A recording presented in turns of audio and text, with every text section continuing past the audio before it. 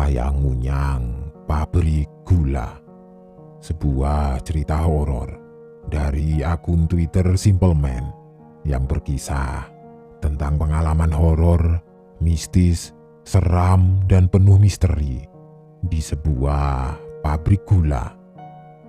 Bagaimana? Kalian sudah mulai penasaran?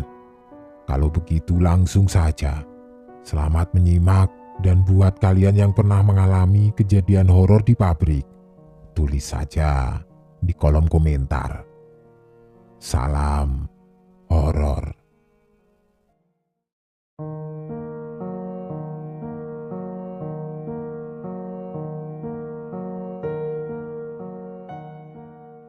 Waktu itu, Rini masih berusia 10 tahun. Langit mulai menggelap. Azan maghrib juga mulai terdengar sayup-sayup. Jauh dari tempat Rini sedang berdiri, ia memandang kosong ke arah lapangan tenis. Rini diam. Ia tertuju pada sebuah pohon beringin besar. Namun, bukan itu saja yang sedang Rini perhatikan. Melainkan tepat di tengah-tengah lapangan, Rini melihat gadis kecil yang mungkin sebaya dengan dirinya. Ia mengenakan gaun putih bersih, rambutnya panjang terurai. Ia melihat Rini tersenyum lalu melambai-lambai kepadanya. Lapangan tenis ini jarang sekali digunakan. Lokasinya ada di dalam pabrik gula. Tempat ini adalah satu dari banyak fasilitas yang diperuntukkan bagi karyawan di pabrik gula ini. Tidak ada penjaga, tidak ada siapapun di sini selain dirinya dengan gadis kecil misterius itu. Rini masih tertuju kepada sosok itu. Kulitnya kuning langsat. Tingginya tidak lebih dari tinggi Rini. Ia masih melambaikan tangan memanggil, mengajak Rini untuk bermain.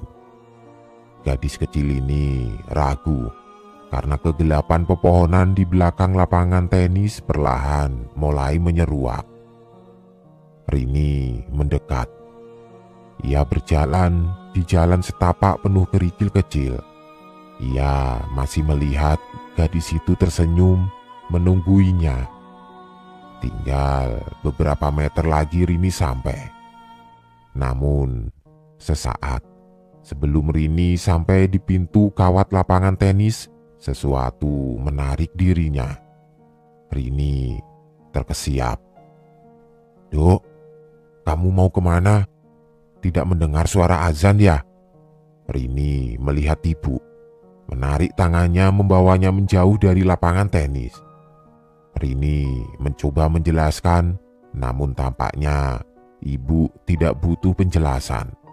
Ia menarik Rini, terus menjauh. Sesaat sebelum ia benar-benar menjauh, Rini menyempatkan untuk melihat gadis kecil itu.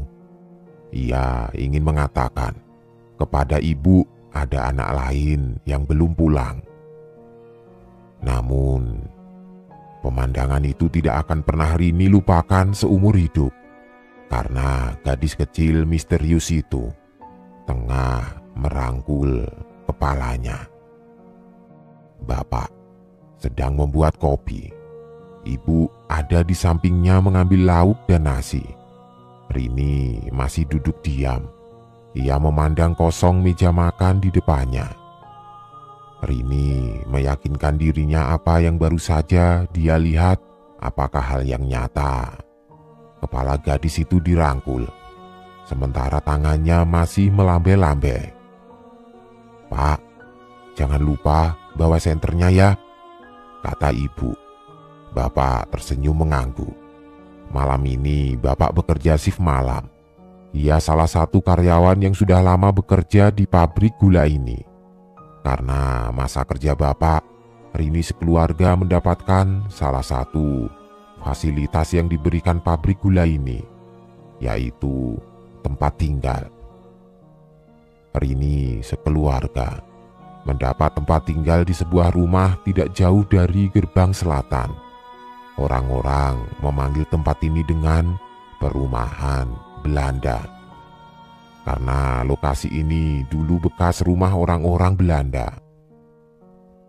Awalnya, Bapak tidak mau menerima pemberian fasilitas ini.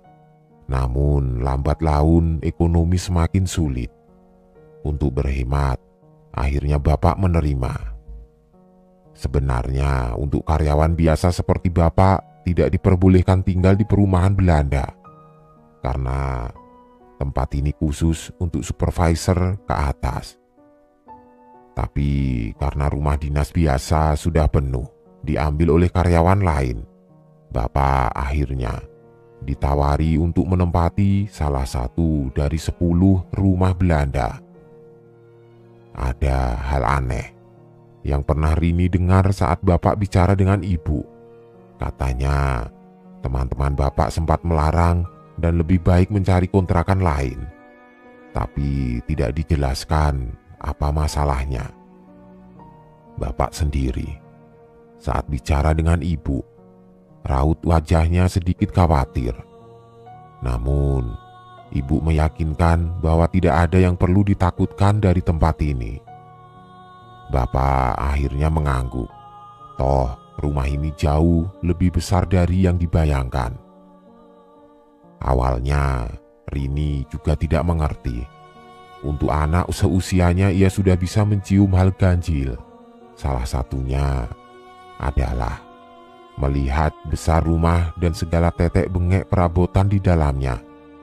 Seharusnya banyak karyawan yang ingin tinggal di sini, bahkan sekelas supervisor sekalipun. Tapi anehnya, 10 rumah Belanda yang tersedia hanya Rini sekeluarga dan seorang lagi karyawan tidak dikenal yang tinggal di blok barat, cukup jauh dari rumahnya. Selebihnya, rumah ini dibiarkan kosong. Hal ini cukup mengganggu bagi dirinya. Apa alasan rumah ini tidak diterima? Rumah ini memiliki 3 kamar berukuran besar dengan 1 basement atas dengan anak tangga kayu. Selebihnya adalah ruang tamu dan dapur yang dipisahkan oleh koridor panjang.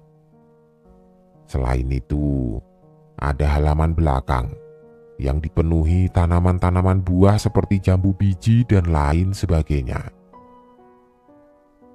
Banyak benda-benda lama, seperti kursi tamu yang terbuat dari anyam bambu dan kayu jati dengan ukiran-ukiran. Juga foto-foto tua, lengkap dengan banyak wajah dari orang-orang Belanda, serta lukisan-lukisan yang nyaris membuat bulu kuduk berdiri saat memandanginya. Semua benda itu adalah properti milik pabrik yang tidak boleh diambil tanpa seizin, karena salah satu peninggalan lama saat pabrik gula ini masih di bawah naungan bangsa Belanda. Terkadang Rini merasa terganggu saat ia duduk di ruang tamu. Foto-foto itu seperti sedang memandanginya. Tidak kalah dari foto-foto tua, ada lukisan-lukisan yang cukup menarik perhatian Rini. Seorang gadis Bali sedang menari yang ada di kamar miliknya. Juga lukisan seorang kakek tua memegang cerutu rokok dengan merangkul ayam jago. Lukisan ini terlihat lebih tua dari foto-foto itu. Malam ini, Rini merasa aneh, seperti ada yang mengawasinya. Namun tidak tahu apa itu, ia hanya termangu memandang ke arah pintu putih dengan kaca. Rini berselonjor di atas ubin yang dingin. Di hadapannya terdapat buku pelajaran. Rini masih memandang kosong ke arah kaca yang menunjuk pada pemandangan halaman rumah. Saat sekilas kain putih terlihat melintas melayang. Rini terkejut. Namun suara ibu yang muncul dari belakang mengalihkan perhatiannya. "Rini, belajar ya. Ayo, ibu bantu." Rini terdiam. Ia tidak tahu apa yang baru saja ia lihat. Ibu yang menyadari gelagat aneh pada wajah anaknya, lantas berdiri lalu membuka pintu. Ia melihat ke sana kemari, seperti sedang mencari sesuatu. Tidak lama, ibu pergi ke dapur lalu kembali dan menebar sesuatu seperti garam. Kemudian, ibu membawa Rini masuk ke kamar. Setelahnya, ibu tidak mengatakan apa-apa. Ia membantu Rini mengajarinya dengan telaten sampai anak itu benar-benar tertidur. Ada seorang wanita sedang menari, berlinggak-linggok dengan rambut hitam panjang.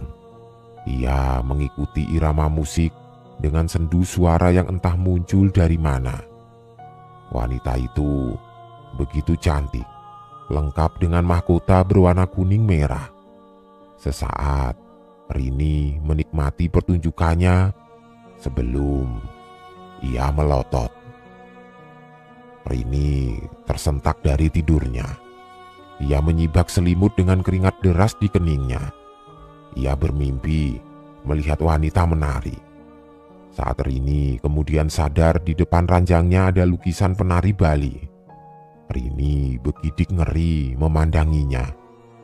Lukisan itu melotot menatapnya. Wanita yang sama, batin Rini. "Jangan keluar, Nak. Di sini saja. Soalnya banyak tamu sedang datang." Kalimat itu adalah kalimat yang Rini dengar sesaat sebelum terbangun. Namun Rini terlalu takut. Ia berniat tidur di kamar ibu sampai terdengar suara di dapur. Rini melangkah dari dalam kamar. Tepat di seberang kamar adalah tempat ibu. Tapi Rini menaruh curiga pada suara di dapur. Suara yang terdengar seperti meja kayu yang ditepuk dengan tangan kosong. Apakah Bapak pulang? Tanpa sadar, Rini mulai berjalan mendekatinya. Rini berhenti sejenak saat mendengar suara bak, bak, bak. Semakin lama, semakin keras. Bak, bak, bak. Leher Rini mulai meremang. Sesuatu yang amis tiba-tiba saja tercium. Di koridor yang panjang, Rini harus melewati satu kamar lagi. Kamar kosong. Kamar yang selalu dikunci oleh ibu. Lalu mulai terdengar suara lain seperti suara menggaruk. Diikuti suara melengking keras. Keras sekali, sampai membuat Rini menutup telinga. Di hadapan Rini kini ia melihat kamar kosong itu. Anehnya, malam ini daun pintu di kamar itu sedikit terbuka. Ibu lupa menguncinya. Dari celah pintu, Rini tidak bisa melihat apa-apa selain kegelapan total. Rini menarik gagang pintu lalu menutupnya, tetapi entah benar atau tidak, sesaat Rini seperti mendengar suara. Pelan sekali. Namun Rini yakin ia mendengarnya dari balik pintu ini. Rini terdiam. Ia ragu apakah harus membuka pintu itu sebelum suara itu datang lagi. Tapi kali ini Rini merasa yakin kalau ini adalah suara terkeras yang pernah ia dengar. Sehingga tanpa sadar, Rini langsung berlari menuju ke dapur. Namun anehnya, Rini tidak menemukan siapapun di sana. Rini memutari meja makan mencoba mencari sumber suara. Namun ia tidak menemukan apapun. Tidak ada hal ganjil yang mencurigakan. Lalu dari mana sumber suara itu berasal? Saat Rini lalu melihat sesuatu, sebuah bercak merah tua di bagian tepi. Rini mencium aroma amis itu dari sana. Rini berniat pergi. saat tiba-tiba suara itu terdengar lagi. Rini berhenti. Ia diam, lalu memandang ke arah anak tangga kayu yang menuju ke loteng. Rupanya, suara itu berasal dari sana. Rini menapak anak tangga saat dari koridor pintu kamar kosong terbuka dengan sendirinya. Rini masih diam. Ia tertuju pada celah gelap saat pintu ditarik. Rini mulai penasaran, namun ia bingung. Apakah harus ke loteng terlebih dahulu ataukah harus ke kamar kosong itu? Setelah menunggu dan tidak ada apapun, Rini akhirnya berjalan menuju ke loteng. Sebelum Rini mendengar suara perempuan berteriak-teriak dalam bahasa yang sama, terus-menerus. Lalu diikuti barang-barang di dapur berhamburan jatuh, menimbulkan suara yang begitu keras. Hingga dari koridor ibu melangkah keluar memandang ke arah Rini dengan sorot mata yang bingung. Ibu menarik tangan Rini, menjauhkannya dari tangga kayu, sebelum mulai membersihkan barang-barang yang berjatuhan sendirian. Wajah ibu tidak bisa ditebak. Rini mencoba menjelaskan bahwa bukan dirinya yang membuat semua ini berantakan. Namun, ibu hanya diam saja. Setelahnya, ia membawa Rini pergi meninggalkan dapur. Saat berjalan di koridor menuju kamar, Rini melihat kamar kosong itu sudah tertutup dengan sendirinya. Aneh. Rini tidak mengerti apa yang sebenarnya terjadi di tempat ini. Pagi hari di dalam kamar, ibu menceritakan hal ini kepada bapak. Rini hanya bisa mendengarnya dari balik pintu. Rini ingin menjelaskan semua, namun ibu seperti tidak ingin membicarakan apapun tentang hal ini. Di atas sepeda kumbang, Rini sudah dibonceng ibu. Bapak melambaikan tangan. Saat tepat di atas loteng, dari kaca jendela yang masih menggunakan gaya klauso seperti kaca jendela di dalam gereja, Rini melihat sepasang mata mengawasinya yang berlalu pergi. Sore ini, bapak sudah melepas lukisan penari Bali, membawanya ke atas loteng setelah Rini memohon-mohon. Ibu sebenarnya menolak hal ini, namun Rini menantang. Kalau lukisan itu tidak dilepas, ia mau pindah ke kamar kosong, dan hal ini membuat ibu akhirnya pasrah. Namun, ada yang aneh pada sikap ibu, di mana saat Rini mengatakan ia lebih baik pindah ke kamar kosong itu bila lukisan penari ini tidak dilepas, wajah ibu terlihat kaget. Ia seperti menyembunyikan sesuatu, tapi ibu tetap tidak mau mengatakannya. Malam ini, setelah makan malam, Rini langsung menuju kamar bersiap untuk tidur. Tidak ada lagi lukisan penari Bali di hadapannya. Satu hal yang membuat dirinya bisa tidur nyenyak malam ini.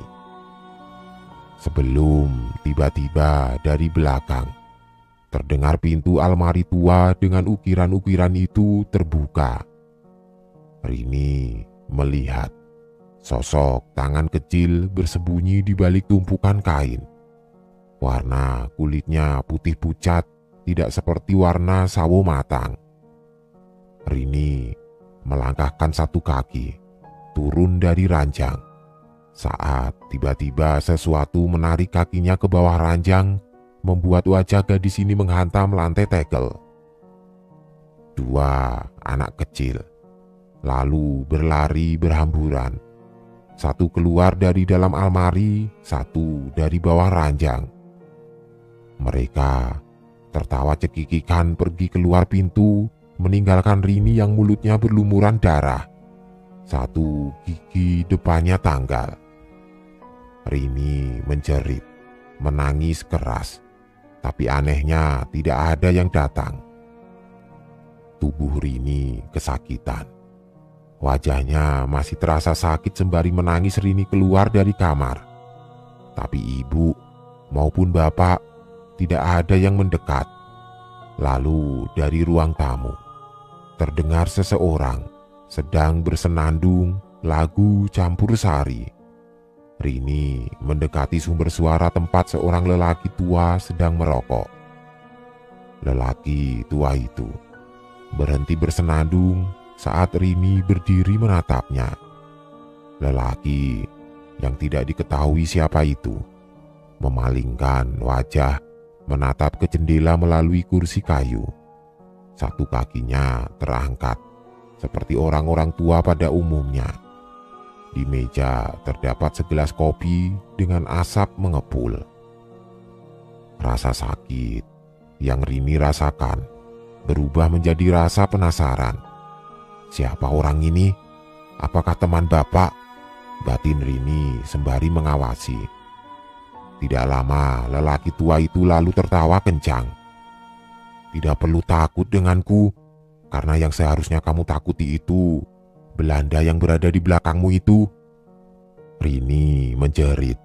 Di belakangnya berdiri seorang wanita menggunakan gaun kuno. Tinggi, berkulit putih pucat dengan rambut kuning berbercak merah.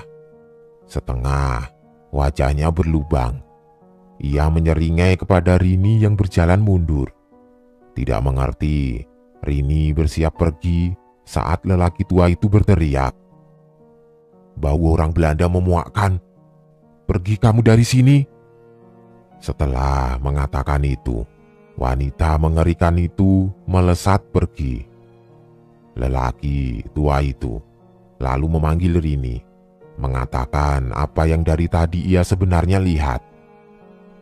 Tak beritahu tamu di rumahmu. Rini melihat jendela tepat di sana. Ia bisa melihat nyaris di segala penjuru halaman. Berdiri, pocong, puluhan, bahkan lebih banyak lagi. Tidak hanya memenuhi rumahnya namun memenuhi halaman rumah di sebelahnya. Sekarang pulanglah. Rini melihat bapak ibu sudah berdiri di depan wajahnya. Melihat Rini dengan wajah khawatir. Tidak hanya itu, banyak orang memenuhi tempat ini yang menggunakan seragam pabrik gula. Saat itu juga, ibu lalu mengatakan bila Rini sudah tidur hampir 2 hari 2 malam. Seorang lelaki lebih muda dari bapak lalu mengajak bicara. Ia mengatakan kalau tempat ini tidak bagus untuk ditinggali dan lebih baik pergi dari sini. Lelaki muda itu juga menunjuk sesuatu tepat di koridor pintu. Rini hanya memperhatikan, sementara ibu terus memeluknya. Di situ ada Belanda perempuan, kepalanya setengah pecah gara-gara dibentur-benturkan kepalanya oleh suaminya, kata si lelaki muda. Lalu ia kembali melihat Rini mendekatinya lalu melihat wajahnya. Giginya lepas. Di mana giginya ini? Katanya seraya melihat ke lantai mencari-cari. Buat apa? Barang manusia, jangan sampai diambil demit, celaka nanti. Siang itu, beberapa orang mulai mencari di beberapa tempat sementara Rini mengawasi. Saat seorang mau masuk ke kamar kosong, lelaki muda itu berkata, "Jangan ke situ, tidak ada. Ke tempat lain saja." Lelaki itu masuk ke kamar bapak ibu, lalu sesuatu terjadi. Di mana lelaki itu mundur dan menutup kembali pintu kamar bapak. Ia lalu masuk kembali ke kamar ini dan menemukan pedal giginya diikat di dalam kain berwarna hijau. Semua orang tampak heran bagaimana dia bisa langsung tahu. Setelahnya, semua teman bapak pergi. Di sana, di luar pintu, Rini mendengar sesuatu. "Anakmu, bawa saja ke kamarmu. Jangan biarkan sendirian, karena di samping kamar anakmu yang paling jahat." Bapak Baru saja pergi, karena hari ini ia shift malam. Ibu pergi ke dapur, terdengar suara piring yang artinya ibu sedang mencuci dan menyusun piring. Rini di dalam kamar, memandang lukisan lelaki tua dengan ayam jago. Siapapun yang melukis ini benar-benar luar biasa. Seakan-akan mata itu begitu hidup. Entah kenapa, Rini semakin yakin sosok lelaki tua yang ia lihat tidak lain adalah kakek di dalam lukisan ini. Lalu, bagaimana hal itu bisa terjadi? Tiba-tiba terdengar seseorang mengetuk pintu kamar orang tuanya. Rini terdiam, termangu menatapnya. "Berarti Mbak hidup di tempat itu berapa lama, Mbak?" tanyaku waktu itu. Beliau hanya diam sambil menatap kosong tembok di belakangku. "Tidak lama kok, Mas. Sampai pabrik itu akhirnya bangkrut." "Lalu, apa yang sebenarnya terjadi di malam itu?" "Malam saat Mbak mendengar suara ketukan di pintu kamar orang tua Mbak." Mbak Rini untuk pertama kalinya melihat mataku, kemudian dengan suara gemetar ia berkata, "Payangunyang." Aku masih diam, mencoba mencerna kalimat wanita yang sekarang sudah menikah dengan satu momongan ini. "Apa itu Payangunyang, Mbak?" Mbak Rini masih melihat mataku lalu berkata, "Biar tak selesaikan dulu ceritanya. Nanti jenengan akan mengerti arti kalimat itu. Karena Payangunyang itu masih ada dan banyak orang memilikinya. Tapi lambat laun penyebutan ini mulai hilang di telan zaman." Aku mengangguk, menunggu beliau melanjutkan ceritanya. Malam itu, hujan lebat turun. Seorang lelaki parubaya berlari menyusuri lumpur menuju ke gubuk reot di samping kebun pisang. Ia lalu mengetuk pintu kayu. Dari dalam rumah terdengar suara anak perempuan. Suaranya menggelogok seperti ingin memuntahkan sesuatu dari dalam tubuhnya. Terlihat seorang perempuan membukakan pintu, sosok yang familiar bagi si lelaki.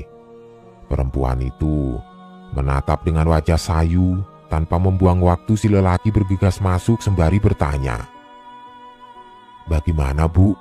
Rini ada kemajuan?" Si perempuan menggeleng. Lelaki itu menyusuri ruangan yang tidak terlalu besar, lalu masuk ke dalam kamar.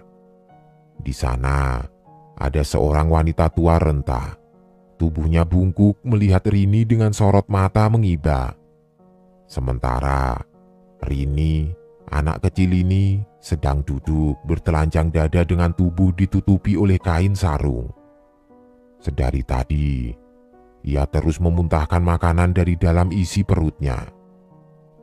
Mbok Ipah, perempuan yang dikenal sebagai tukang pijit panggilan di kampung ini, yang pertama kali menawarkan diri akan membantu Rini keluar dari masalah ini. Masalah saat kejadian di malam itu ketika Rini melihat Payangunyang, membuat gadis kecil ini tidak berdaya hingga terjadi seperti ini. "Dok," panggil Mbok Ipah pada Ibu Rini. "Ambilkan minyak bakung di belakang. Mbok mau memijit leher Rini lagi." Setelah menerima minyak itu, Mbok Ipah melumuri jari-jari tangannya lalu mulai memijit Rini. Gadis itu masih diam, hanya dapat melotot, tidak bisa bicara. Orang mengatakan Rini sawan. Namun, apa yang dilihat oleh gadis kecil ini? Bagaimana ia bisa menjadi seperti ini? Hal itu yang membuat bapak ibu serta Mbok Ipah penasaran. Selama memijat leher Rini, Mbok Ipah merasa tidak enak badan. Ia berkali-kali mengelogoh memegang mulutnya. Ia merasa mual. Selain itu, apa yang ia lakukan terasa tidak disukai oleh sesuatu yang sedari tadi dicari oleh beliau. "Duk, dengarkan suara Simbok. Ada apa? Apa yang kamu lihat malam itu?" Rini menoleh, melotot, melihat Mbok Ipah. Mulutnya ingin bicara namun tidak ada suara yang keluar. Tidak lama, muntahan kembali keluar dari dalam mulut. Mbok Ipah tidak menyerah. Ia terus memijat leher hingga punggung sampai akhirnya Mbok Ipah menyadari sesuatu. Mbok Ipah lantas menyuruh Rini membuka mulut. Di sana ia melihatnya. Mbok Ipah meninggalkan Rini untuk berbicara dengan kedua orang tuanya. Rini hanya bisa diam melihat. Giginya seharusnya sudah tanggal, tapi kok masih ada? Tidak mungkin bisa tumbuh secepat ini. Rini masih membuka mulut.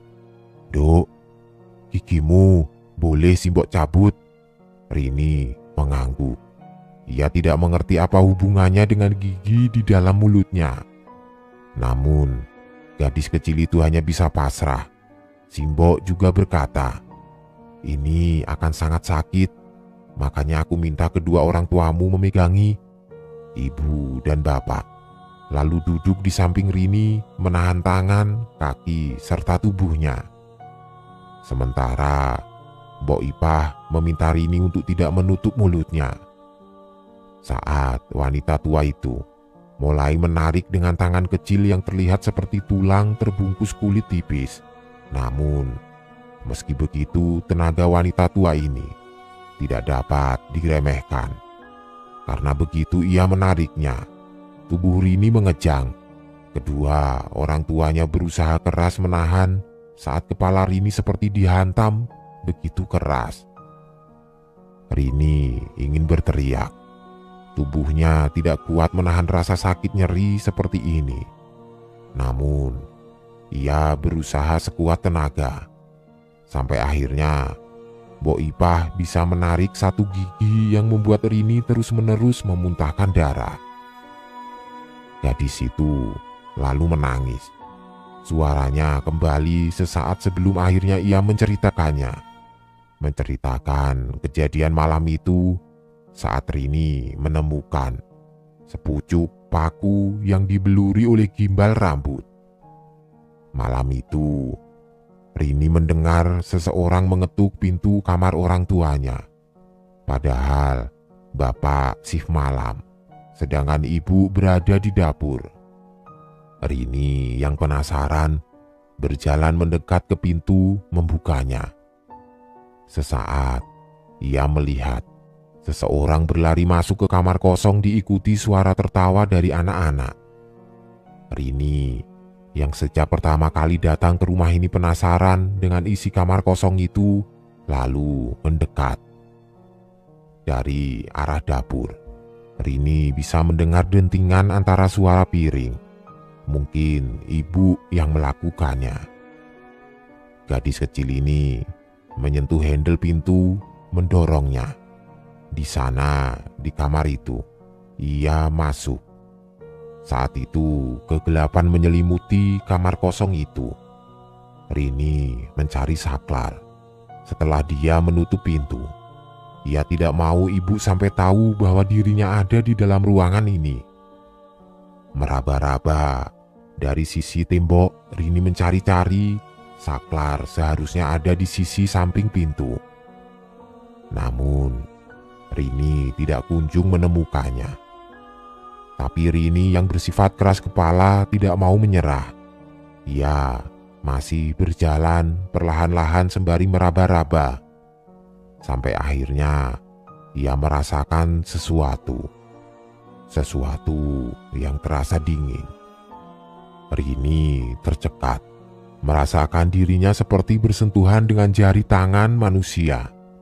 Rini menemukan Saklar saat lampu di dalam kamar akhirnya menyala terang, tapi di dalam kamar kosong itu Rini tidak menemukan apapun selain benda-benda tua berserakan yang kebanyakan ditutupi oleh kain berwarna putih, termasuk ranjang tua berdebu yang dibalut dengan tirai transparan.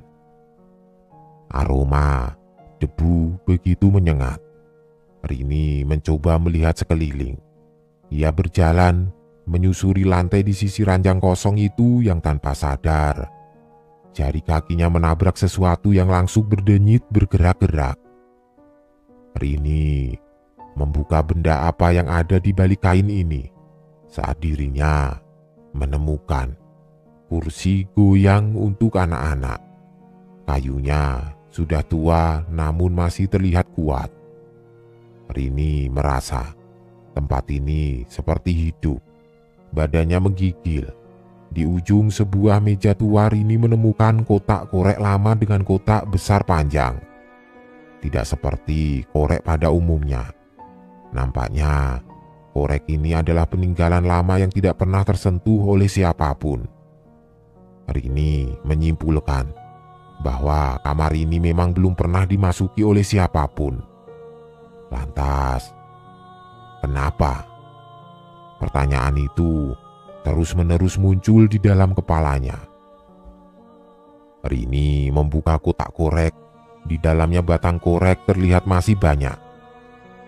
Sesaat, ketika Rini mendengar sesuatu mengetuk di balik almari tua kayu jati dengan ukiran khas Jawa, Rini mendengar suara anak perempuan menangis.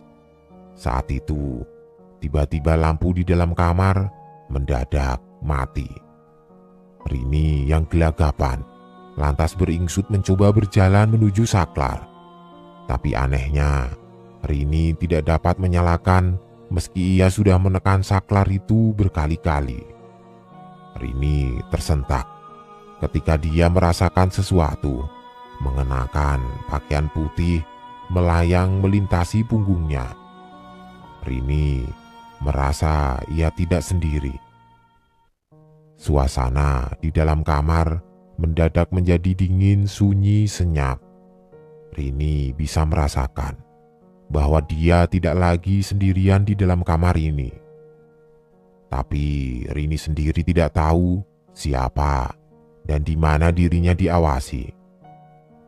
Tidak lama, Rini dengan ketakutan yang menyelimuti dirinya mulai berjalan menuju pintu. Rini menarik handle pintu. Tapi aneh, pintu tidak mau terbuka dan perlahan Rini merasakan kain putih yang menutupi sebagian benda di dalam kamar ini seperti ditarik. Sehingga kain-kain putih itu berjatuhan. Rini bisa melihat dengan jelas sesuatu sedang mencoba menunjukkan eksistensinya. Rini membuka kotak korek, menyalakan sebatang untuk membuat api, agar setidaknya ada cahaya yang menyinari kegelapan itu. Di balik kain transparan yang menyelimuti ranjang, Rini melihat dua anak laki-laki kecil sedang duduk bersila, saling menepuk tangan sambil bernyanyi dengan bahasa yang sama sekali Rini tidak kenali. Mereka terlihat begitu riang. Rini yang mulai gemetar ketakutan mencoba melihat lebih dekat. Ia menyusuri lantai memutari ranjang sampai ke sisi lain. Namun, lagi-lagi keanehan terjadi karena dua anak kecil yang sempat Rini lihat tadi menghilang.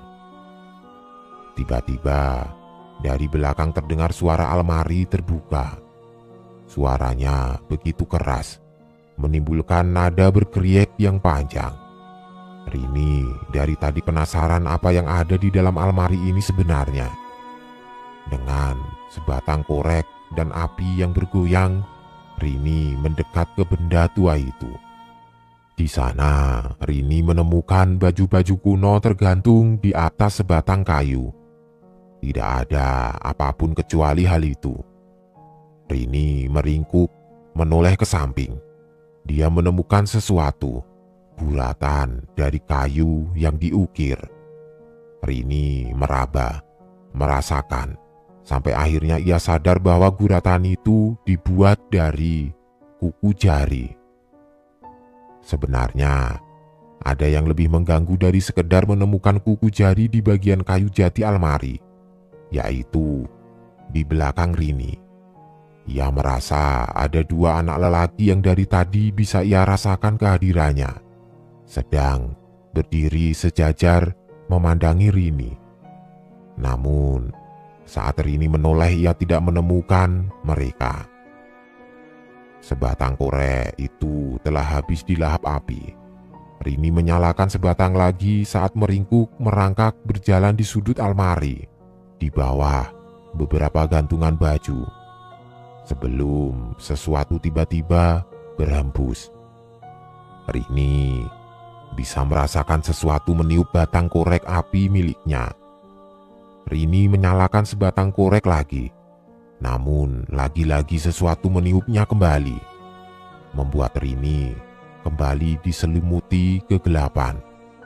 Hal ini terus-menerus terjadi sampai terdengar suara menangis di ujung almari. Rini tercekat mundur sebelum pintu almari tertutup lalu mengurung dirinya. Rini mencoba mendorong-dorong pintu almari, namun tenaganya tidak cukup.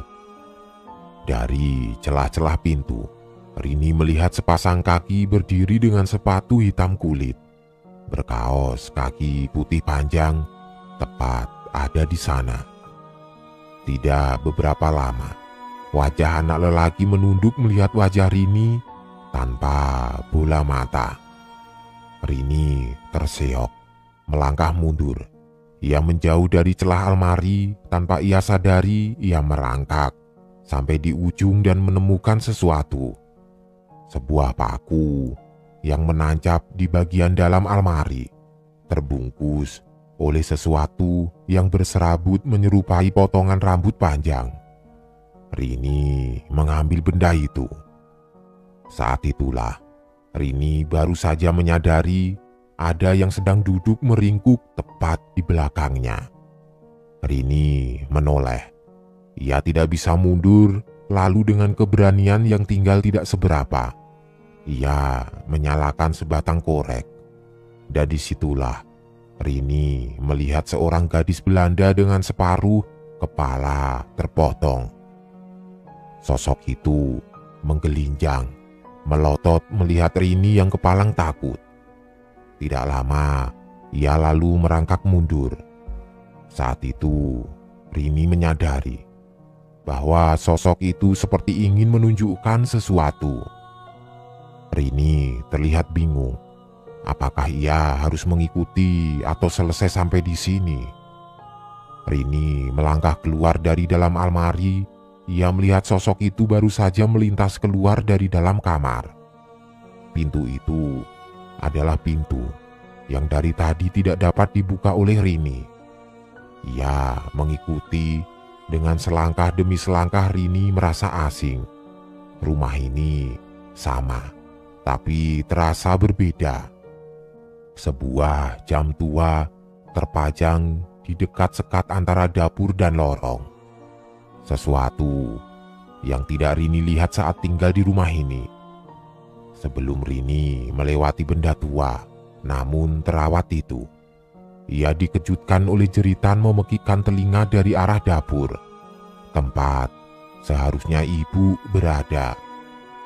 Rini tergopoh berlari mencari tahu, namun dirinya dibuat mematung saat melihat seorang lelaki tinggi putih pucat sedang mencengkram leher seorang wanita dan anak perempuan dari belakang tempat mereka duduk, membenturkan wajah mereka ke atas piring yang dipenuhi oleh makanan. Lelaki asing itu berbicara menyentak dengan kalimat yang tidak Rini mengerti. Sementara di depannya, sepasang anak kembar sedang duduk melahap makanan dari garpu di tangannya. Rini terseok, tidak mengerti sama sekali. Tidak beberapa lama, teriak riuh terdengar dari luar rumah. Riuh suara dari orang yang sama sekali tidak tahu dari mana datangnya. Wanita itu lalu mencoba melepaskan cengkraman si lelaki tinggi sebelum lelaki itu menghantamkan kepala wanita itu di sudut meja yang dibuat dari bahan kayu jati itu. menghantam tepat batok kepalanya. Si anak perempuan lari terseok-seok. Ia masuk ke dalam kamar. Sebelum Rini tahu apa yang terjadi, matanya terpaku melihat ke arah dua anak kembar, tempat di mana si lelaki jangkung itu memiting kepalanya, lalu mengejar menuju ke kamar kosong. Saat itu wajah Rini tercekat karena si lelaki jangkung lalu melihat ke arahnya. Dubrakan pintu. Si lelaki jangkung melesat masuk dengan memikul senapan laras panjang. Ia lalu meringkuk, menendang-nendang pintu almari tempat di mana Rini yakin anak perempuan itu bersembunyi. Tidak mau menyerah, dengan tenaga manusia dewasa ia berhasil membuka paksa, lalu merongrong. Terdengar suara hantaman benda keras dan jeritan memekikkan. Rini tidak melihat langsung kejadian itu berlangsung, namun ia bisa mendengar tangisan memilukan, teriakan penyiksaan, sebelum si lelaki jangkung keluar. Ia sekarang menuju ke atap rumah. Rini terseok ketakutan, namun ia masih merasa penasaran. Di ujung bagian atap tempat gudang lama rumah ini berada, si lelaki jangkung berteriak di sana, menunjuk-nunjuk apa yang ada di bawahnya dengan bahasa yang aneh, sebelum menembak kepalanya sendiri. Rini mendekat, dan ia bisa melihat kerumunan orang. Semuanya nyaris tanpa kepala. Rini bergerak mundur sebelum menabrak sesuatu, dan ia melihat seorang perempuan dengan gaun Bali memeluk dirinya. Mbok Ipah mengangguk, lalu meminta dua lukisan itu, si penari Bali dan kakek dengan ayam jago.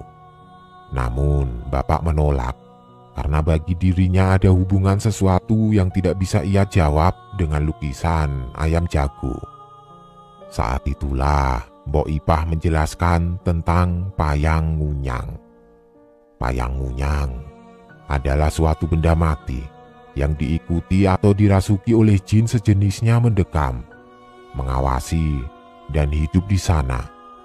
Lukisan itu memiliki sejarahnya. Ia mengintai keluarga ini. Namun yang lebih mengerikan adalah rumah itu adalah payang ngunyang bagi orang Belanda yang tinggal di sana sebelumnya. Kejadian ini akan berulang-ulang terjadi, apalagi bagi manusia yang tidak sadar akan hal ini. Ia akan terus diganggu, terus dipertontonkan pada sesuatu yang bila akal sehat tidak bisa menerimanya, bisa membuat gila seperti apa yang hampir saja terjadi pada Rini.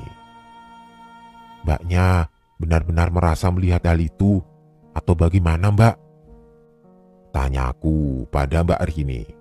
Ia tampak berpikir bingung apakah ia melihat dalam lamunan, apakah kejadian itu terjadi sebelumnya. Namun Mbak Rini kemudian bersumpah, ia melihat rentetan itu di depan kedua matanya sendiri.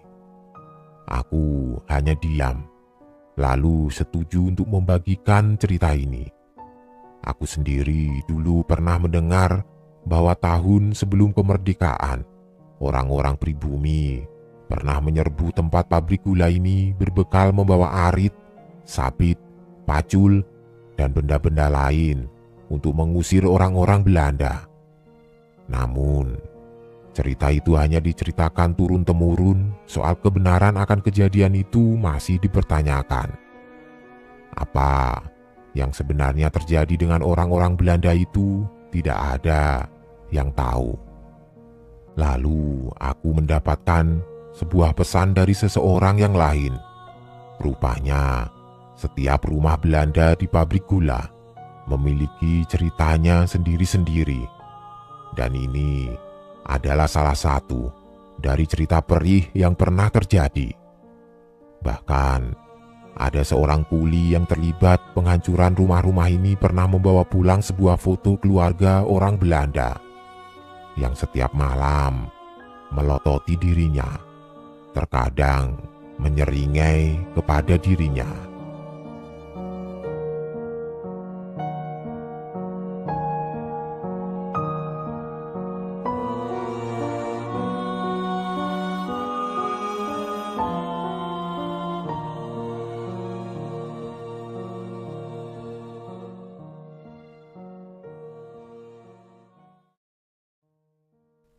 Teman-teman penikmat horor yang setiap harinya selalu menunggu cerita-cerita horor, khususnya di channel horor spesial horor. Kali ini, Mimin akan membawakan sebuah thread horor dari akun Twitter emak @desiprayogo1 berjudul GPS, tentang perjalanan horor naik mobil yang berakhir seram gara-gara Google Map. Kalian sudah tidak sabar mendengarnya? Langsung saja, selamat menyimak kalau kalian benar-benar berani.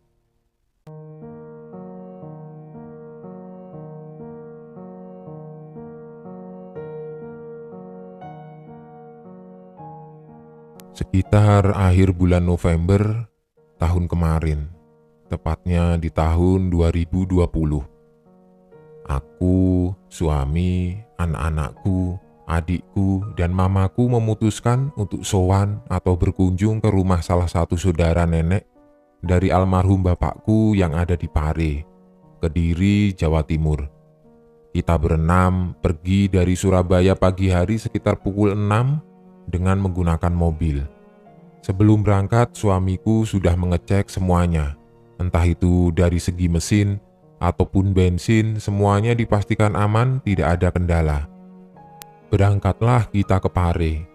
Waktu itu kita memakai Google Map tapi dari Mojokerto, karena juga sempat mampir sebentar di rumah saudara yang ada di Mojokerto. Dari Mojokerto ke Pare cukup memakan waktu, tapi alhamdulillah aman-aman saja. Kita melalui trek perjalanan yang sewajarnya, sama sekali tidak ada yang aneh. Jadi waktu itu Google Map-nya aman terkendali. Sampailah kita di Pare sekitar pukul 10 waktu Indonesia Barat. Kita makan-makan bareng, bercanda-canda bareng, dan bahkan sempat foto-foto di sawah dengan saudara-saudara yang ada di sana. Jadi rumahnya saudaraku ini masih tergolong asri, karena sawah-sawah itu masih terpampang jelas di mana-mana. Tapi juga bukan area yang terpencil, dan rumah saudaraku ini jaraknya tidak terlalu jauh kalau mau ke Gumul. Kalian tahu Gumul kan? Suatu tempat seperti alun-alun, tapi ada bangunan yang arsitekturnya bukan hampir lagi, tapi mirip seperti bangunan Arc de Triomphe di Paris. Mungkin perbedaannya dari segi warna, dan itu pun cuma beda sedikit. Setelah kita rasa pertemuannya selesai dengan keluarga sekitar pukul 4 sore, kita putuskan untuk pamit pulang. Karena rumah saudara tidak terlalu jauh dari Gumul, aku bilang ke suami untuk mampir sebentar ke sana. Dan berangkatlah kita ke Gumul sekitar pukul 4:04. Berhubung kita tidak tahu harus melewati rute mana, seperti biasa, andalan kita adalah Google Map. Suami bilang, "Buka Google Map, Bun, aku tidak tahu jalannya." Akhirnya aku membuka Google Map. Masih aman-aman saja, semua terkendali, aman sentosa. Kurang lebih perjalanan 30 menitan dari rumah saudara ke Gumul. Kita sampai di Gumul dengan selamat. Belum ada situasi yang membagongkan. Akan tetapi Gumulnya ternyata ditutup sementara karena COVID-19. Dengan berat hati ya sudah, kita putuskan untuk balik ke Surabaya saja langsung, dan lagi-lagi kami membuka Google Map. Tapi anehnya saat kita melihat rute, si Google Map ini bukannya menyuruh kita putar balik untuk melewati rute arah datang, malah ke arah yang lain. Pikiranku dan suami yang sok tahu, ya sudahlah, ikutin saja. Barangkali memang itu rute paling dekat, dan mamaku juga mengiyakan. Dari sinilah petualangan kita dimulai. Awal perjalanan sampai 20 menitan, sebelumnya masih wajar-wajar saja. Sampai sekitar sudah setengah jam, kita menyusuri jalan, kita dilewatkan di tengah-tengah pemukiman padat penduduk. Semakin maju, kita ketemu dengan sawah-sawah. Bagi kita yang orang kota, melihat pemandangan desa itu sangat amazing. Selain menyegarkan otak, juga bisa menghealing perasaan kacau akibat deadline pekerjaan.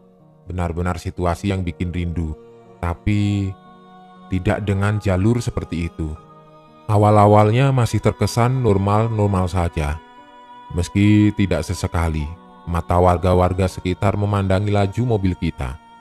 Terkadang kita juga membuka kaca untuk bilang, "Permisi ya Pak, Bu," agar sopan dengan warga sekitar yang sama sekali kita tidak saling kenal. Mungkin karena plat mobilku L, sedangkan saat itu situasinya sedang COVID. Jadi kebanyakan warga masih takut dengan beredarnya berita tentang virus tersebut. Kita juga memaklumi hal itu. Tapi mau gimana lagi?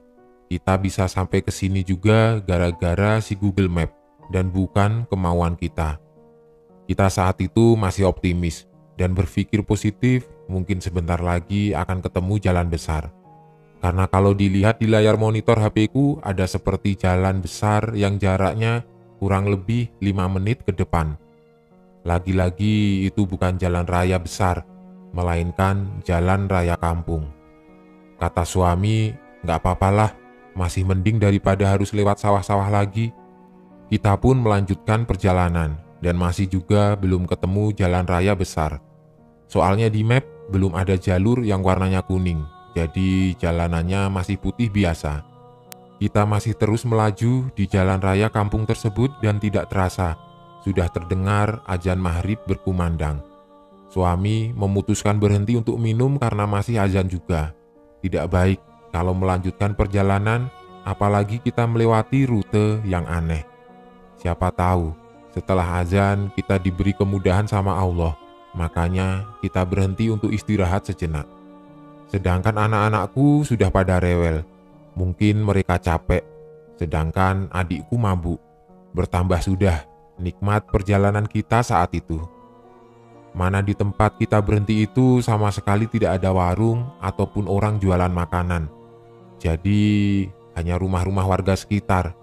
Dan itu pun jaraknya berjauhan lalu dipisahkan oleh tegalan. Semakin lama langit senja berganti menjadi biru tua kemerahan. Tandanya sebentar lagi akan gelap. Aku bilang pada suami, "Yah, bismillah, lanjut jalan saja ya." Suamiku hanya mengangguk, dan kita pun melanjutkan perjalanan.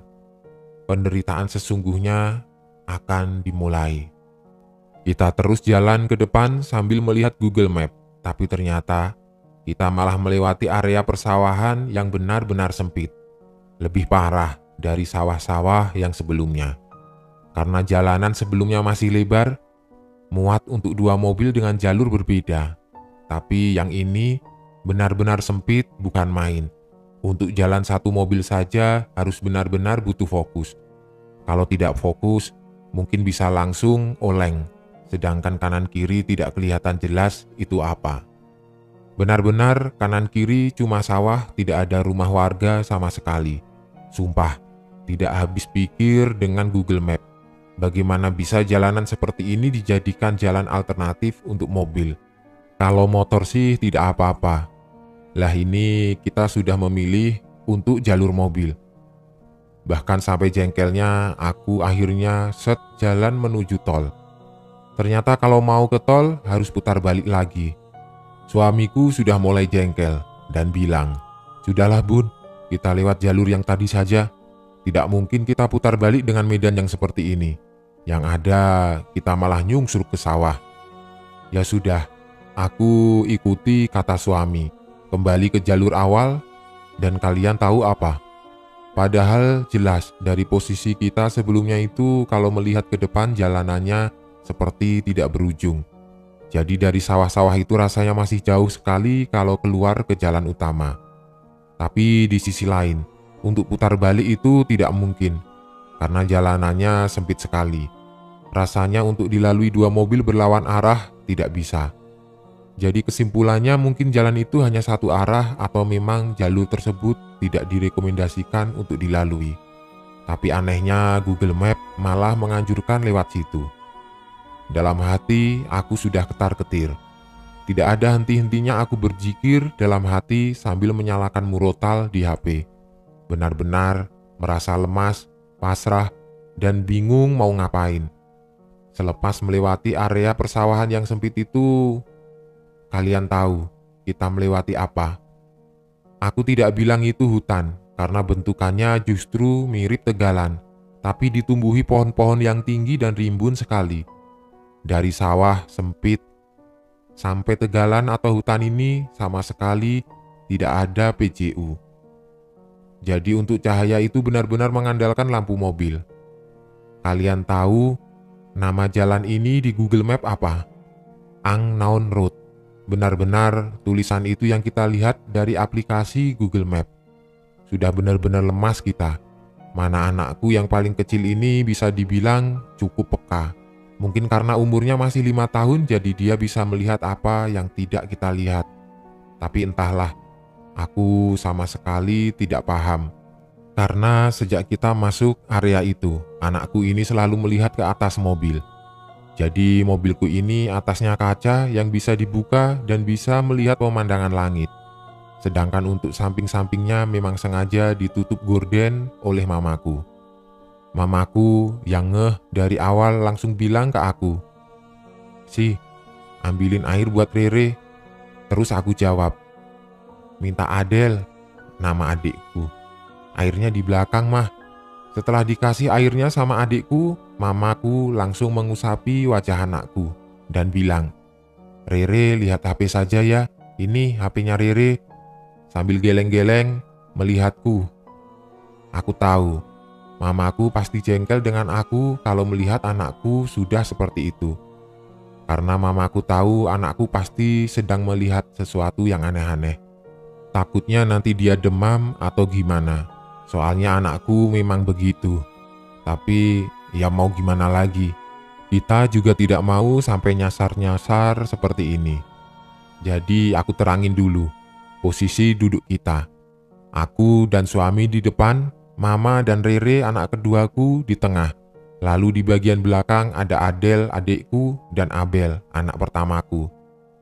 Terus mamaku bilang ke suami, "Sigit, ini gimana? Masa dari tadi jalanannya makin kesini makin gak jelas. Kasihan anak-anak sudah pada capek." Suamiku cuma menjawab, "Iya Mah, aku juga tidak tahu kenapa bisa sampai di sini. Sabar ya Mah, aku usahakan cepat keluar dari sini." "Iya," jawab mamaku dan dibalas anggukan dari suami. Aku yang paham suamiku juga lagi bingung, coba menenangkan dia dengan bilang, "Insya Allah segera keluar kok ya. Semangat ya." Melihat suami yang akhirnya tersenyum, rasanya sedikit lega hatiku. Suamiku ini jatuhnya supir dan bertanggung jawab atas semua yang ada di mobil. Kalau sopirnya uring-uringan atau bingung sendiri, malah tambah tidak karu-karuan. Apalagi kita sedang berada di lingkungan seperti ini dan ditambah situasi yang sudah mulai gelap. Jalanan juga sudah mulai tidak terlihat jelas. Cahaya bulan juga cuma samar-samar menerangi jalanan saat itu.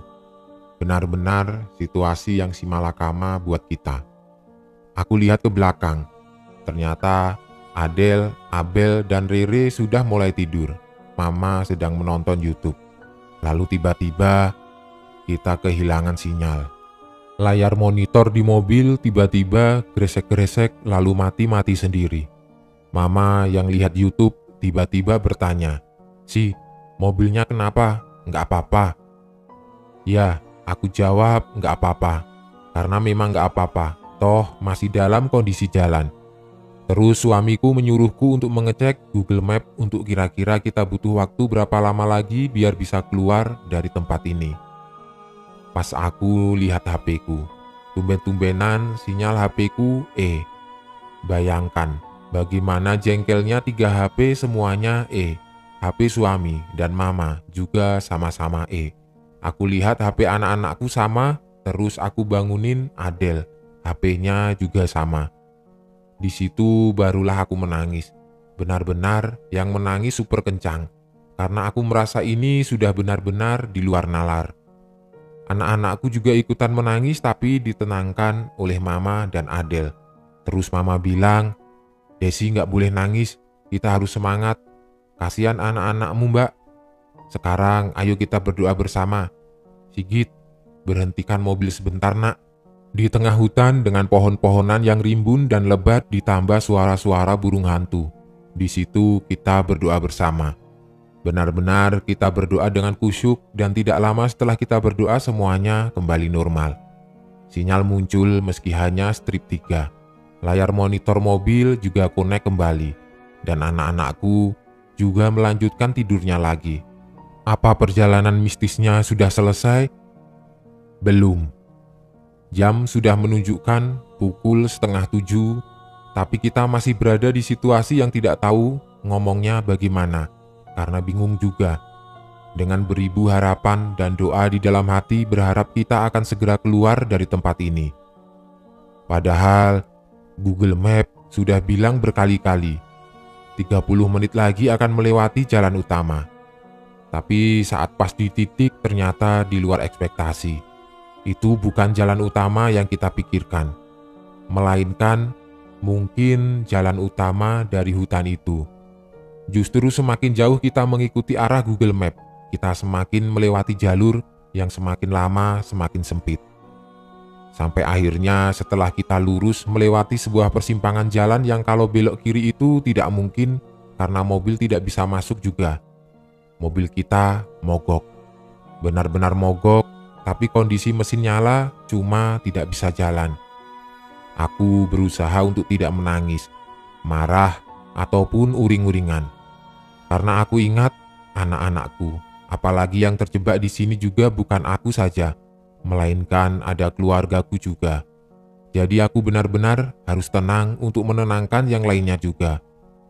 Mobil ini belum ada setahun dibeli, dan belum pernah dipakai traveling kemana-mana. Masa bisa mogok? Tanyaku ke suami.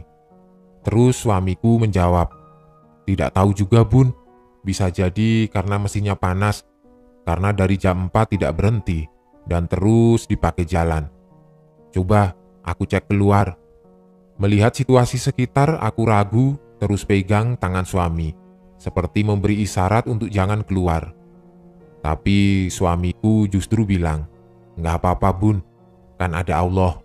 Dari situ aku punya keberanian dan memutuskan untuk menemani suami mengecek mobil keluar. Yang lain masih di dalam mobil. Saat keluar dan suami membuka bagian depan mobil, semua dalam kondisi aman-aman saja. Dan mobil kita juga tidak keluar asap. Bensin aku cek juga baru habis 1/4. Terus kendala teknisnya itu apa? Sumpah, kalau ingat momen-momen itu rasanya nano-nano. Nyesel juga percuma, kan sudah terlanjur. Lalu kejadian epiknya ini keluar lagi. Jadi posisi kita berhenti itu tidak jauh ke depan ada sebuah bekas bangunan. Tapi tidak tahu itu bekas bangunan apa dan sudah terbengkalai. Bahkan dilihat pakai mata kosong saja bangunannya hampir ambruk. Semak belukar di mana-mana. Bangunannya cat putih dengan banyak sekali ruangan, itu benar-benar bangunan kosong terbengkalai. Jadi tidak mungkin ada orang yang stay di tempat seperti itu. Suamiku awalnya menyuruhku jangan melihat tempat itu terus. Takutnya nanti akunya yang malah jadi parno tidak jelas. Namanya aku ya bebel. Aku melihat jelas ada sosok perempuan berdiri di tengah-tengah pintu di salah satu ruangan di bangunan itu. Kan bangunannya ada di pinggir jalan pas. Jadi tanpa kita susah payah masuk ke dalam dari luar saja sudah kelihatan jelas. Kita juga kalau lanjut pasti melewati bangunan itu. Waktu itu aku tidak jelas melihatnya, dia ngawang atau tidak. Pokoknya dia diam di situ sambil kepalanya geleng-geleng kanan kiri. Rambutnya yang panjang itu sampai ikut bergerak. Bersamaan dengan aku melihat sosok itu, tiba-tiba ada suara lolongan anjing. Itu persis seperti di tengah-tengah hutan. Tahu-tahu ada suara lolongan anjing. Bayangkan bagaimana rasanya bila di posisi seperti itu. Mamaku mungkin yang sudah paham dengan situasi ini langsung keluar dari mobil dan menyuruhku dan suami untuk masuk saja ke mobil sambil berusaha menghubungi siapa yang bisa menolong kita. Pas ada lolongan anjing itu, suami juga mendengar. Dia malah tanya kepadaku, "Masa di tengah hutan ada anjing?" Dan pas dia balik badan, suamiku juga melihat sosok yang aku lihat. Suami pelan-pelan menutup kap mobil terus menggandeng tanganku. Barulah pas mama teriak suruh masuk itu, seakan kita berdua tiba-tiba tersadar dan langsung masuk di dalam mobil. Kita semua cuma bisa pasrah dan terus berdoa di dalam hati, agar apa yang kita alami saat itu segera berlalu. Aku dan suami sampai tidak berani melihat ke depan dan cuma menunduk ke bawah. Kita juga tidak lupa mengunci semua pintu dari dalam biar tidak ada hal-hal aneh karena ada anak kecil juga. Suami ternyata iseng mengintip ke depan, terus menunduk lagi dan bilang, "Bun, kuntilanaknya kok tidak pergi-pergi ya? Aku mau lihat mesin lagi biar bisa pergi dari sini." Aku cuma bilang, Sudah, berdoa saja ya." Pas kita lagi kusuk berdoa dan mendengarkan murotal, tiba-tiba dari arah belakang kita diklakson oleh mobil lain, sampai anak-anakku bangun semua. Kita awalnya takut, antara takut hantu sama begal. Bayangkan, itu tempat sepi sekali dan di tengah hutan yang lebat. Tapi kita coba positif, mungkin karena mobil belakang mau lewat, berhubung terhalang mobil kita, makanya mereka klakson berkali-kali. Ya mau gimana lagi, mobil kita mogok tidak bisa jalan, sedangkan jalanan itu hanya bisa dilalui satu kendaraan beriringan. Jalan satu-satu maksudku. Suamiku yang jengkel akhirnya turun, tapi dia membawa pisau buah yang kita bawa dari rumah untuk mengupas buah di mobil. Hanya untuk jaga-jaga saja. Barangkali mobil belakang orang jahat, kita tidak tahu. Suami turun, aku, mama dan Adel turun, sedangkan anak-anak tidur lagi di mobil. Seketika kita lupa dengan sosok kuntilanak yang kita lihat dan dialihkan dengan mobil di belakang kita. Pas kita samperin mobil itu, ternyata di dalam mobil itu bapak, ibu, dan anak laki-lakinya yang usianya baru 6 tahun. Mereka dari Pari juga, dan mau balik ke Sidoarjo, malah disasarin Google Map sama seperti kita. Tapi apesnya, bapak ini tidak sengaja menabrak kucing saat masuk area hutan ini. Mau menguburkan juga bingung dikuburin di mana. Karena hanya ada pohon-pohon tinggi yang rimbun dan gelap, jadi si bapaknya takut. Akhirnya mereka hanya melewati kucing itu sampai darahnya nyiprat di beberapa bagian depan mobilnya. Setelah bapak itu cerita, suamiku mengusulkan untuk kembali ke tempat itu menemani si bapak untuk menguburkan bangkai kucingnya dengan baju yang si bapak pakai. Bukannya gimana-gimana, kucing juga makhluk hidup. Kita tidak sengaja menabrak dia, berarti kita juga harus memakamkannya dengan layak. Namanya kita hidup di tanah Jawa, pasti ada banyak sekali mitos yang berkembang perihal tersebut. Garis besar intinya sih, demi keselamatan bersama. Makanya bangkai kucing itu harus segera dimakamkan. Karena aku khawatir dengan suamiku, akhirnya aku dan Adel ikut mereka berdua mencari bangkai kucing itu. Sedangkan si ibu dan anaknya masuk ke dalam mobilku ditemani oleh mama. Kita berempat turun lagi buat cari bangkai itu. Tidak lama kemudian ketemu.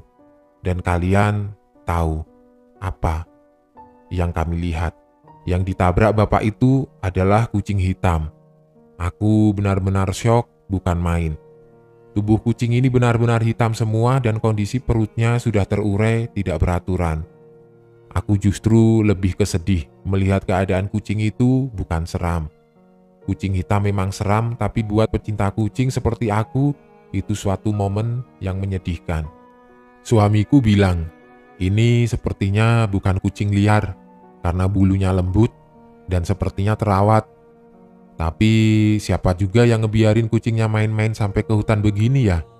Kan logikanya di sini tidak ada rumah warga sama sekali. Mungkin kebetulan kucingnya keluar mas, terus nyasar dan hilang saat masuk ke sini. Jawab si bapak. Oh iya, nama bapak ini Pak Yudis. Istrinya bernama Bulia dan anaknya bernama Rio. Aku sama Bulia sampai detik ini masih chat-chatan di WA. Jadi sebelum aku bercerita ini aku sudah minta izin dari mereka dan alhamdulillahnya mereka mengizinkan aku bercerita tentang cerita ini. Hitung-hitung untuk menambah pengetahuan buat kalian juga. Siapa tahu kalian mengalami kejadian yang sama saat di jalan. Suami dan Pak Yudis ini awalnya sedikit geli, tapi mereka harus kuat. Pak Yudis membungkus bangkai kucing itu dengan bajunya dan suamiku menggali tanah di pinggir jalan memakai batu yang sekiranya bisa buat menggali untuk makam si kucing. Setelah dimakamkan, kita pun berdoa untuk si kucing dan keselamatan untuk kita semua. Barulah kita balik lagi ke arah mobil. Sesudahnya tiba di mobil, Pak Yudis langsung memakai baju lainnya yang dia bawa karena setelah memakamkan si kucing, beliau tidak pakai baju sama sekali. Cuacanya di sana juga sedang dingin-dinginnya. Suamiku iseng menyalakan mobil. Ternyata suatu keajaiban, mobilku menyala lagi. Di situ kita semua senang. Pak Yudis dan anak istrinya langsung kembali ke mobilnya, lalu kita sama-sama melanjutkan perjalanan. Kita mulai melanjutkan perjalanan dan kita mulai melewati satu-satunya bangunan kosong yang ada di hutan tersebut. Alhamdulillah, sosok misterius itu tidak ada, alias sudah hilang. Kita masih belum menemukan tanda-tanda kehidupan manusia di sana. Bahkan kita juga masih belum melihat plakat jalan. Tapi entah kenapa, suatu keyakinan di dalam diri kita semua kalau sebentar lagi akan ketemu jalan utama. Oh iya, Pak Yudis dan keluarganya juga tidak tahu rute ini jalan ini, dan mereka baru pertama kali ke Pare, lalu lewat ke situ gara-gara mengikuti Google Map. Benar juga, tidak lama kita menemukan jumblangan seperti jalanan yang menaik, dan ada jalur kereta api. Nampak di depannya seperti pemukiman warga khas pedesaan. Kita semua mengucap syukur berkali-kali dan lega. Akhirnya yang ditunggu-tunggu tiba juga. Masih terus menyisiri jalan itu. Karena waktu itu sudah pukul 8, jadi pemukiman tersebut terlihat sepi. Dan hanya terdengar suara jangkrik yang bersahut-sahutan dengan tokek. Tidak terasa, dari pukul 6:30 sampai pukul 8 malam. Kurang lebih 1,5 jam kita buang di tengah hutan dengan situasi mobil pakai acara mogok. Tidak jelas. Tapi masih bersyukur kita bisa keluar dari hutan itu. Semakin kita jalan lurus, tahu-taunya kita sudah sampai Kertosono. Perjalanan yang susah dijelaskan. Ada yang bilang kemungkinan kita lewat ke arah Kediri kota. Tapi entahlah, soalnya kita tidak paham daerahnya. Tapi kota kok serem-seremnya mengalahkan desa. Sampai detik ini aku dan keluargaku masih belum paham dengan apa yang terjadi waktu itu. Tidak lama kita ketemu dengan jalanan yang mulai rame, seperti pasar malam, tapi bukan pasar malam. Kalau di Surabaya itu seperti suasana pertokoan yang ada di dekat BGJ. Modelnya seperti itu, tapi banyak pedagang makanan juga di pinggir-pinggir jalannya. Berhubung kita lapar dan menemukan warung nasi Padang, akhirnya kita berhenti untuk makan sejenak. Sedangkan keluarga Pak Yudis klakson pertanda mereka mau langsung melanjutkan perjalanan saja. Karena kita semua sama sekali belum makan malam saat itu, dan kasihan anak-anak juga sudah pada lapar. Berhentilah kita untuk makan, dan tidak terasa pas aku lihat di jam sudah hampir pukul 9 malam. Suamiku coba melihat-lihat lagi Google Map, sedangkan aku sibuk beli keripik singkong. Karena harganya sangat murah. Beli 15.000 dapatnya banyak sekali, 2 kresek ukuran tanggung. Sedangkan di Surabaya harga segitu cuma dapat 1/4 kilogram. Pingin kesana lagi, tapi parno, dengan rutenya. Buat kalian tahu, kita benar-benar pastikan kalau kita tidak sampai salah ambil jalan. Kita jalan benar-benar mengikuti kata atau perintah dari Google Map-nya, bukan yang sok-sokan pilih jalan sendiri. Kejadian gilanya bukan hanya di situ saja. Setelah dari Kertosono, harusnya sudah bisa ketemu jalur arteri. Entah kenapa, kita masih nyasar lagi. Bukan nyasar ke hutan-hutan lagi, tapi lebih tepatnya hampir saja nyasar ke hutan-hutan. Dan bahkan hampir lewat laut, cuma aku tidak ngeh laut mana. Jadi gini ceritanya, kita kan mengikuti arah Google Map lagi, tapi jalanannya itu malah masuk ke area kayak pabrik-pabrik gitu. Karena ini sudah mau jam setengah 10 malam, suami memutuskan untuk berhenti.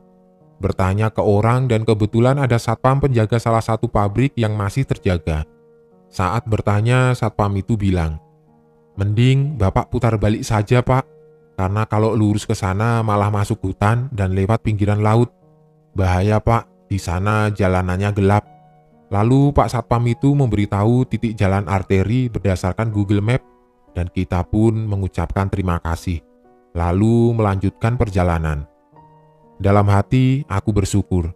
Ternyata masih ada orang baik yang mau menolong dan tidak lama lagi kita bertemu jalan arteri. Yaitu jalan yang aku sebutkan tadi di depan. Kalau di Google Map warnanya kuning. Dan pas di pukul setengah 11 malam, kita baru tiba di rumah Surabaya dengan selamat. Dari pukul 4 sore sampai setengah 11 malam. Kurang lebih 6,5 jam kita lewati hanya untuk perjalanan pulang dari Pare ke Diri ke Surabaya. Sampai rumah kita bersih-bersih dan langsung tidur. Kalau diingat-ingat antara percaya tidak percaya. Tapi itu benar-benar kejadian dan kalian ingat pas anakku melihat ke arah atas mobil. Besok paginya dia tanya sendiri ke aku, "Bunda, pocongnya sudah nggak ikut kita sampai ke rumah kan?" Aku kaget. Terus aku bertanya, "Memang kamu lihat pocongnya di mana?" "Rere lihat di atas mobil, Bun. Wajahnya jelek dan matanya keluar seperti kelereng warna putih. Lihatin kita semua. Rere nggak suka, makanya Rere lihatin dia terus. Sama Mamain, malah Rere diraupi air. Akhirnya Rere tidak tahu pocongnya kemana."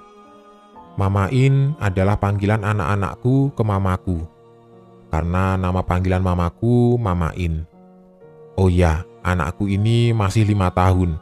Jadi aku berpikir anak-anak seusia gitu mungkin masih suka berhalusinasi atau menghayal.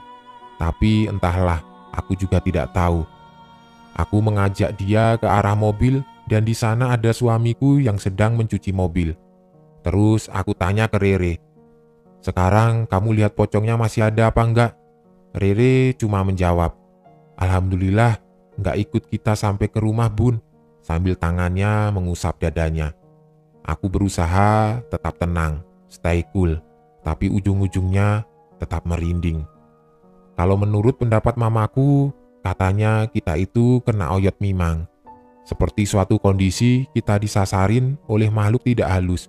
Entah ada perkataan kita atau perbuatan kecil yang sudah kita lakukan dan menyakiti atau bahkan menyinggung makhluk penunggu wilayah sekitar situ. Lalu mereka menjadi marah, makanya kita diputer-puterin. Untuk selebihnya, wallahu alam, hanya Allah yang maha mengetahui segalanya. Dari sini aku benar-benar mengerti arti dari peribahasa, malu bertanya sesat di jalan. Jadi selama perjalanan itu kita sama sekali tidak pernah bertanya ke warga sekitar. Dan hanya mengandalkan Google Map, di mana Google Map sendiri padahal masih banyak filenya dan errornya. Entah itu gara-gara koneksi GPS ponsel kita yang error karena jaringan kita yang jelek, atau faktor cuaca yang kurang bersahabat, juga bisa berpengaruh pada keakuratan sinyal Google Map. Namanya juga internet. Kadang kalau masuk ke area pedesaan itu untung-untungan. Kadang ada sinyalnya, kadang tidak ada sinyalnya. Yang jelas, next trip, aku akan lebih memilih untuk bertanya ke warga sekitar jika sekiranya jalan yang aku lalui sudah mulai mencurigakan.